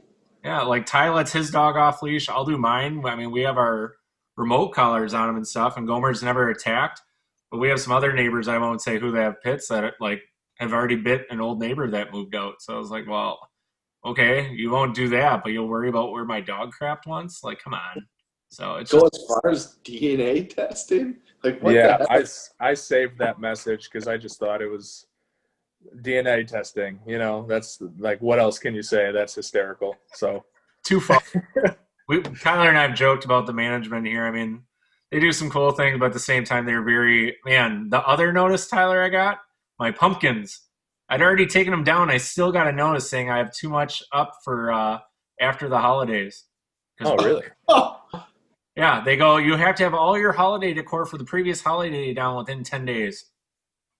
I don't have anything out on my deck anymore. There was nothing outside, and they put it out after the fact. Like, come on, dude. You guys came in, like, clearly can see there's no pumpkins there. Like, where the hell are these pumpkins growing out of your ass? I don't know. Right. Just real life stuff. I mean, Tyler has enough on his plate, and I know that's why another player you and I talked about off camera, Tyler, I won't say his name, definitely had it out with these guys when he left. Yeah. Because of some of the pettiness on some of this. It's like, dude, especially for you guys. I mean, that's why we try not to be too crazy with you guys, as far as like bugging you or anything, or, you know, talking to you too much. But I mean, at some point, just, you know, calm down. Yeah. Worried about Jeez. back mats or some other junk like that doesn't even apply to it. Like, relax.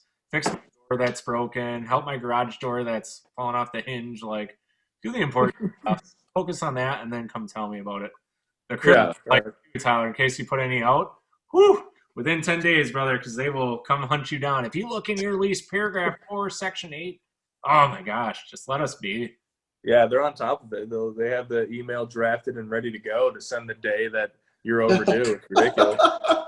Oh, you Man. on. Uh-oh. Tyler, that's supposed to be auto pay, man. Come on.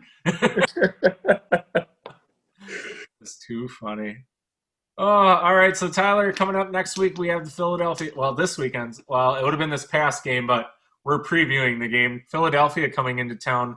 What are some keys to success for you guys in order to pull off the win? Yeah, I mean, first and foremost, we have to stop the run.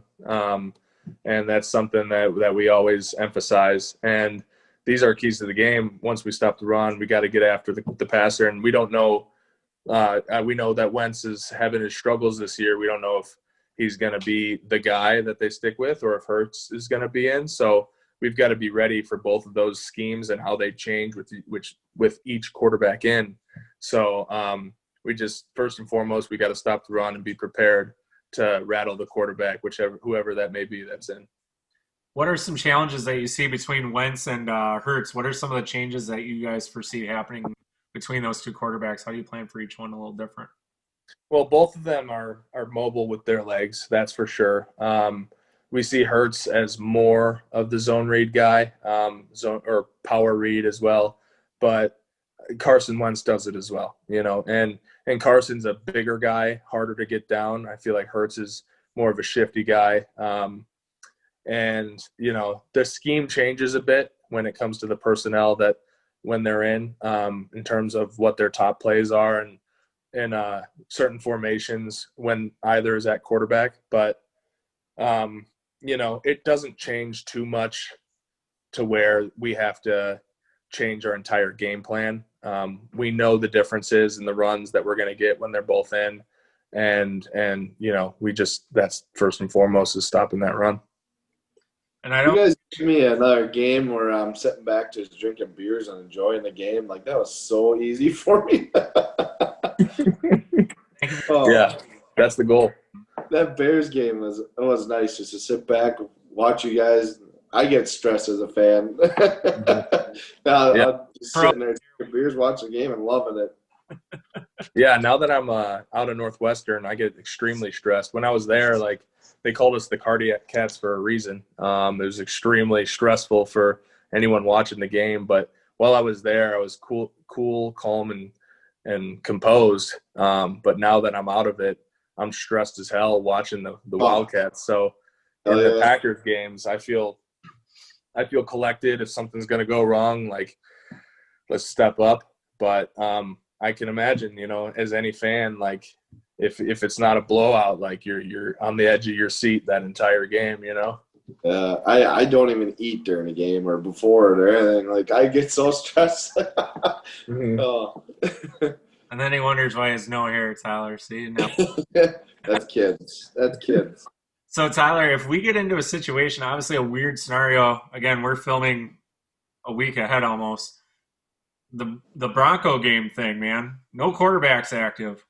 Yeah, that's wild. In Green Bay, if Aaron, Jordan, and Tim all three went down, who do we have left?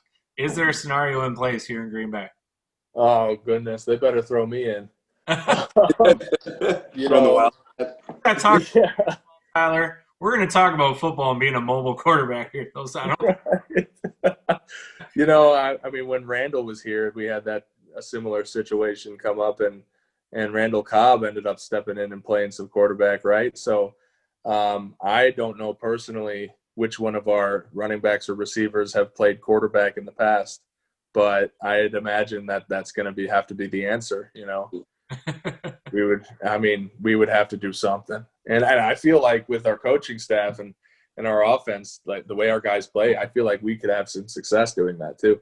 Imagine Bobby Tunyon getting in there, running Wildcat and making some plays. I could see that happening too. So don't sleep on Robbie P. It'd be fun to hear snap count because he reminds me a lot of A-Rod with just the craziness and the zaniness. And you and I were laughing too. The things you can hear in a stadium now that you normally couldn't hear before. Yeah. So like your camera crews and players and coaches interacting. Yeah, it would definitely be interesting to hear Bobby running the offense because he is. Right. I mean, Jamal is one thing with his dancing and being crazy, but Tunney is just crazy in general. Oh yeah, they're great. Both those guys. So, last question for you, because again, with the way this episode is going to air, we have you on the 8th. Obviously, we're sitting before that. The Lions getting rid of their head coach. What? Again, we're not even. I mean, the McCarthy thing was 3 games left. Our season was shot. I mean, Detroit's season's kind of shot, but how does that play into? Again, we're viewing kind of when your episode airs, it'll be the week of the Lions. How does that come into play for you guys looking at that? Because the familiar face of the head coach is a former Packer coach. Mm-hmm. That's kind of cool. I mean, are there some tendencies that you guys kind of look back at, kind of previewing a little bit? I know they don't like to get too far ahead, but there's got to be some realization going, hey, that's a lot of McCarthy's offense and influence there. That's a lot of Holmgren influence there. What kind of a role does that play into things too? Not having that same team. I mean, is it same offense? Do you think it changes completely? How does that come into play for you? Yeah, and just judging on the past, what our coaching staff has done, they'll realize that the staff is different, and they will do a complete study of the previous team that staff was at, and sort of put that in the breakdown of the film. We're not obviously we don't know what offense we'll end up seeing when we get there. And personally, we haven't started on that. We are very week by week, but I'm positive the coaches, they look ahead, and not like look ahead, like start game planning ahead, but like they understand the situation. They're coming up with their own ideas. And they've sent us the film from other teams, like say we're playing, I don't know, Chicago, and their new staff was from Arizona. We'll get a bunch of Arizona cut-ups. Wow. And just to be like, hey, like, be ready for this. We think with their personnel that this is something that could happen. So they will look at the staff, and I believe we'll not only get a cut-up of the Lions, but the Lions plus other games where that staff is at and what they think they'll attack us with, Always interesting because the average fan, I mean, I hate you and I laugh all the time at this, Tyler, and Jeff too.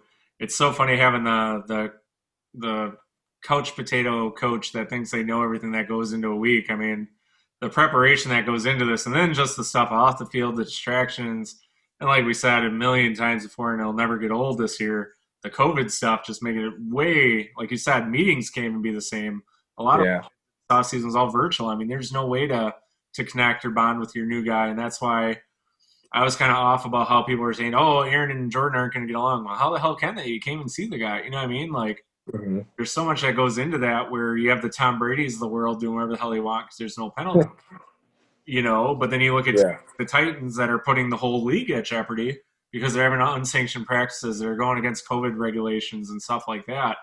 It's a world that even us guys that have been in the business or have been a part of, the Packers organization or been in the locker rooms before to see this stuff, it's so different this year because of all the added outside factors more than ever. Yeah, big time.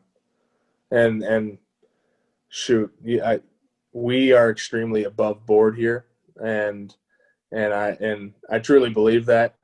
We're very careful as a staff and as a team.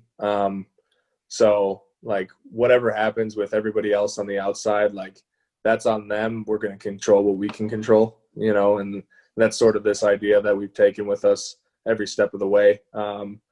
If the league goes under, it's not going to be our faults. And that's sort of the mindset that we're taking, and we're going to do everything we can to keep this train going, Nice. Let's see. Final word of advice for any of the fans out there for you. Anything that you kind of want them to know, or maybe a question that you've been bombarded with that you'd like to just address right now so it's over? Well, I'd say like just hang in there. This season sucks in terms of not being able to see the games in person and whatnot, but we feel your presence whether you're there or not, and we love the support regardless. And we see it online. And we see it in different forms of media. So just don't think that doesn't resonate with us. we still thrive off that support, you know. So even though you're not there, we still love to know that you're chanting "Go Pack Go" at the end of the day. So Nice. yeah, just keep that fire, you know. I think that's Tyler's go-to phrase because he definitely used it in our videos for the kids this week, and that was awesome. So, ended both of them with the Go Pack Go. Absolutely. Tyler, last question for your predictions on the rest of the season. Shoot, I think we win out, and I think we win the Super Bowl, man. And you can't really take any other stance. You know, the focus is 1-0 every week, and if you think otherwise, then you're not 100% in. So you know that's where I'm taking it, and that's that. I feel the same vibe coming like I had in 2011. I just knew I know you weren't on the team, but I just knew the Packers were going to win the Super Bowl that year. I don't know why. Like I kind of have that same vibe this year. I don't know why. Hey, keep that vibe, man. I love it. I love that. There you That's go. the goal. That's the dream. Let's get down to that Super Bowl because rumor is they're going to try to have some fans down there this year, and you guys will get to share on your favorite new Packer, Tyler Lancaster, in person. How's that sound? Absolutely. Let's go. Go Pack Go, baby. Yes. All right, so Tyler, we want to thanks again for joining us, and Jeff and I'll be right back closing out the show tonight.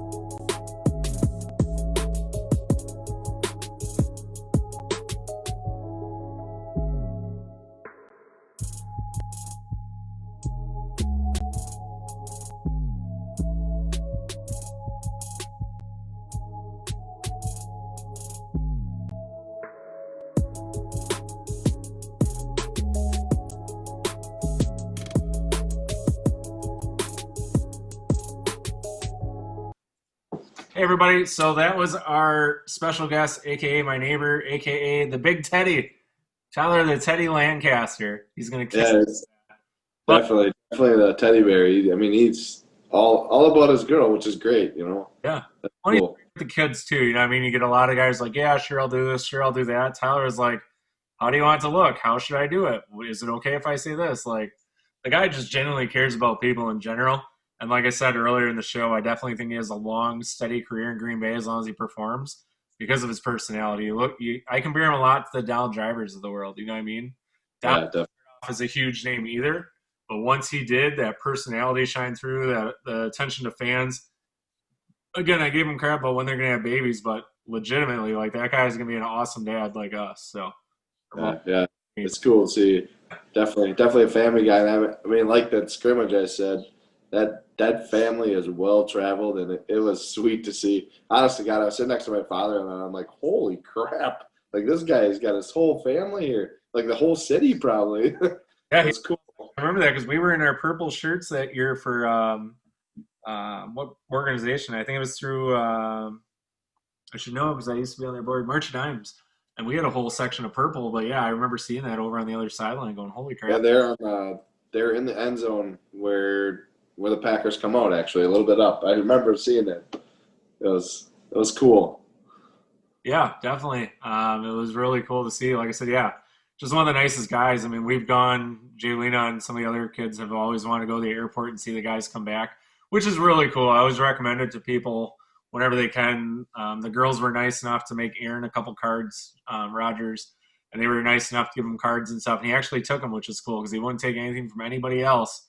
But for some reason with our kids, he's always taking it. There's media pictures of him holding the kid's card going onto the plane, which I thought was neat, and they loved that.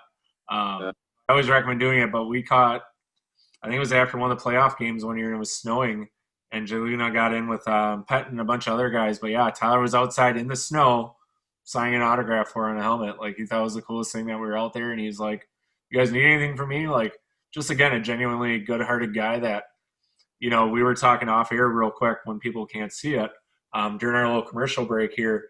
And the guy's literally sitting with a pen and a paper and watching film on a phone. Like he said, I'll maybe play a video game, but otherwise I eat my meals, I do my studying, I take a little break, I FaceTime, and then I go back to studying, and then I pass out. Like, that is a football dream as a head coach or as a position coach or anything. Like, you dream of getting players like a Tyler Lancaster in your locker room that are just glad to be there, will work their ass off, and will act right in the community. You'll never have to worry about that. Like, that is a freaking dream come true. And I'm glad we were able to get Tyler some exposure because I don't think he gets enough of it. Yeah, it seems like, I mean, he's all business, and it's nice to see players like that. Definitely, like you said. Yeah, I just wish he wouldn't have been from Northwestern, you know? Yeah. Your butt. Yeah, I mean, we got 2 Northwestern D linemen, so I mean, obviously they're doing something right there. Yeah, I mean, definitely one of the up-and-coming programs. They're definitely doing better. We were talking about one of their linebackers coming out. Obviously, that was very well talked about during the Badger game, of course. And Tyler said he came in during his last season. He said that kid was a stud then, and he's even a bigger stud now. I mean, that kid is definitely going to do well coming out of the draft, I think, this year, if I remember right. So, yeah, should definitely be a good watch. And hopefully, again, we were joking with Tyler off here. If the Badgers are watching this right now, planning out your 2021 season, please schedule it during the Packer bye week so we can all go down and hang out and tailgate and watch during the bye week. We would absolutely love that. It would be a dream come true. So we'll make sure we take care of this kid. He's definitely good to us, and we'll be good back. So, you know, I'm extra funnel cake now. No, I'm just kidding. We're going to try here. I told him we were joking off here too with Jeff and I with Tyler that if they win this game, which again, this has already have happened, I will personally bring him some steak and chicken and some other goodies in between and spoil him rotten. So gotta take care of the guys that take care of you. Like I said, he's always been awesome. And again, for him to reach out about the kids' birthday videos, I thought was pretty damn awesome. So Neat to see. Nice Midwestern guy. Yeah, definitely. Again, definitely has that Wisconsin flair to him already. So he fits in well within the system here and, you know, has that personality that looks like a LaFleur would want. It's no doubt or no reason why that obviously Matt wouldn't keep him around coming into it this year with the transition. So very neat. Let's finish up the show with our predictions, Jeff. Philadelphia Eagles, and then going ahead to the Lions. We're going to have to do 2 games back to back. I'm going big here. I'm going 52-17. Wow. Big night from Rodgers with 6 touchdown passes, Okay. 3 to Tunyon, Wow. and Aaron Jones will get a couple too. I get 6, huh? All right. I'm going to go a little more conservative and go 41-24. I think we still have a little bit of a snag with the run game against the Eagles.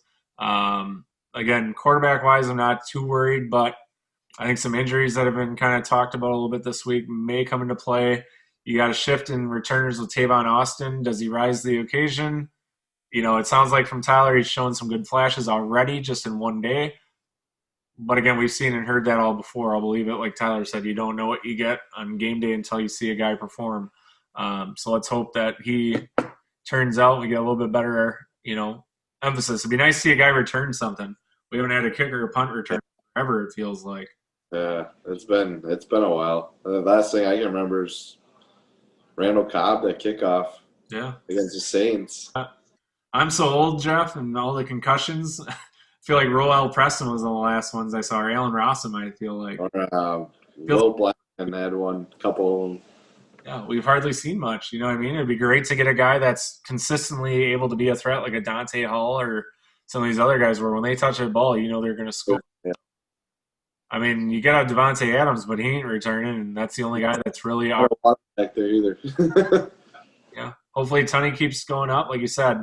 I don't know about 3. I could see 1 from Tunyon this week. I don't know about 3, but I'm a big fan of Tunyon, man. If we can get him on the show, that'd be great. What about Lanny? Try and help us get Tunyon. Yeah. I worry about your boy Reggie too. You know, I think. Yeah. Out, so. Yeah. Yeah. Let's see, and then we go into the Lions game. You know, we're going into this pre-recorded before even the Eagles game here, just because of time getting our next guests up before the end of the weekend or the end of the month here. What about the Lions? We're again, we don't have any idea what the heck's happening with their team and how they're going to look this past game. But let's blindly pick how they're going to do against the Lions. Lions. That's at Detroit, right? Yes, I believe so. That's going to be probably close. I would say 30-20. I would say 10-point win. I would say I mean, they always struggle there no matter what. Like even last year when they had some third string quarterback playing the Lions and it came down the wire. It came down to that 2 seed and they were within a couple inches of winning the 1 seed, you know. And they just struggle there all the time. I don't know why. It's kind of like Northwestern. I'm going to go with maybe 34-17. I'm going to hope A-Rod and the Packers get it together, have a big game. I think the Lions are still trying to find their identity that week. And, you know, with 1 game in, I think maybe they try to overcorrect something that maybe didn't go right for them. I can't remember who they play this week. But I think they maybe try to overcorrect and it ends up hurting them big against the Packers. I think Aaron Jones explodes. I think Devontae has a huge, huge game again once again as well. But I want to go back, to Tyler's conversation one more time. I love the fact, because you never get the guys to do this, prediction. I love it. I think that's the 1-0 mentality. And he said it great. He didn't just say, oh, we're going to win a Super Bowl. He said, our mentality as a team, and we've heard this numerous times in the media this year, we're a 1-0 team. We go week by week by week. But I love the fact that being the smart guy that Tyler is, if we win 1-0 every week, we have to win a Super Bowl because you won everything. So I love the fact that that's how he explained it versus just, oh, yeah, we're going to win it all because we're awesome. It's our mentality is this, so I'm in career planning right now with school. Like I said, I'm old going back. And that was a big thing is how do we achieve now to later? And that's your building block is if we win every single week, you have no doubt you're going to succeed. So it's kind of made me think of that. So, yeah, he's not the only smart guy on the show now. I'm getting better. Yeah. But cool. I think we'll end it there. We're going on a super long episode. Holy crap, we're going to have a lot of editing to do. So joining us next show, not next week, because, again, we're airing this a little off segment here. We have Earl Christie from the New York Jets. This guy is a motivator. I've sent you links to his Monday night shows, Jeff. Hopefully you get a chance to see it before we meet with him or go on his Facebook to see it. This guy is definitely his nicknames are Mr. Personality and Mr. Inscription, I think it was. Like this guy is definitely a chatter. He brings a lot of faith and background into his chats as well, which is awesome. And then we end the year on a bang, man. This was awesome. We've been since the day we talked about doing the show, this is the guy that was on my radar. I said, man, I have one of the kids' connections for Jerry. I had his number somewhere. Unfortunately, when I ported phones, I lost the number. But I was able to reconnect with one of his kids and make the show happen. We have Jerry Kramer coming on. It's going to be awesome. I mean, we've had older guys Jerry on the show, I have no doubt. That's why I want to shoot a little bit earlier with him. We're shooting here at 10:30 right now, so we're going to get Tyler in trouble for sure. But yeah, I think with Jerry, that'll be awesome, man. This guy's a wealth of stories. He's been through some of the biggest crap the NFL has ever seen. He's been through lots of turmoil and changes and everything in between. He went through how many coaches? Probably in Green Bay in 11 seasons. And then, of course, the weight on the jacket because of some of those instances of things he kind of blew the whistle on or maybe talked about that a lot of other guys didn't appreciate. But after numerous years, he finally got that luminous gold jacket at Canton. So we're going to talk about that. Obviously, close with his daughter, Alicia, who presented him at that event. All that in between, what it's like to him come back as a legend. And then it was cool reading his bio. I don't know if you had a chance to look it up, but he actually faced a pretty bad illness, at one point during his life, and it almost took everything. So talking to Jerry about that, I mean, the guy's always a bruiser and pushes through now. Obviously, the years of play have kind of taken a toll on him. It was crazy to see that Jerry's 6'3" because of, again, all the health stuff kind of takes a toll. But the guy's still a liver of fighter. I mean, I told you about my phone call I had with him the other day to book him, and the guy's just a riot, man. Quick as a tack, quick to remember stories. He'll do whatever it takes to accommodate us, which I think is awesome. I'd go, Jerry, what day of the week do you want? What time do you want? Well, I'm available Monday, Tuesday, Wednesday, Thursday, Friday, Saturday, Sunday. So anytime. Yep. Well, I heard you only want to film between this time. Nope, whatever the hell you want. Just get the shit done. So I love it, Jerry Kramer. It's just, here's how it is. You tell me this is what I'll do. We'll make it happen. If he doesn't like it, you will know. Another Jerry Kramer staple you guys will hear. He can tell great stories, and he's not afraid to tell you go shut up or fly a kite or whatever the hell's on his mind. So I cannot wait because it will be a fun time. That's definitely. Cannot wait. Yeah, that'll be a good one. So anyway, we're talking way too much, so we will end here.